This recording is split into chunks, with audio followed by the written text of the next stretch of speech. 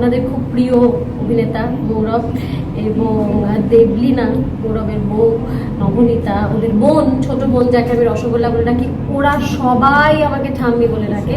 আমি শিখিয়েছি ওদেরকে ঠাম্মি বলে ডাকতে, কারণ ওদের দাদু উত্তম কুমার, ওদের দাদু যদি উত্তম কুমার হন তাহলে খুব স্বাভাবিকভাবেই আমার যা প্রেম ওনার প্রতি, যে ধরনের প্রেম আমার প্রতি, তাতে আমি ঠাম্মি হই এবং ওরা আমাকে প্র্যাকটিক্যালি অ্যাকচুয়ালি ঠাম্মি বলে ডাকে।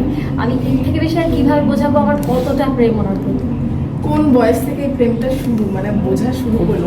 হ্যাঁ, এইটা একটা ব্যাপার, জবে থেকে প্রেম বস্তুটা কি একটু একটু অনুভব করতে শিখলাম। মানে টিনেজ, আমার যখন আমি সদ্য টিনেজে পা দিচ্ছি, তা টিনেজ ক্রাশ ঠিক যে বয়স থেকে হয়, সেই বয়সে আমি তো মোবাইলের অনেক আগের যুগের মানুষ, মানে প্রাচীন আর কি সেদিক থেকে দেখতে গেলে। তখন ওই শনিবার দিন বাংলা ছবি দেখানো হতো টেলিভিশনে, প্রায়ই উত্তম কুমারের ছবি দেখানো হতো।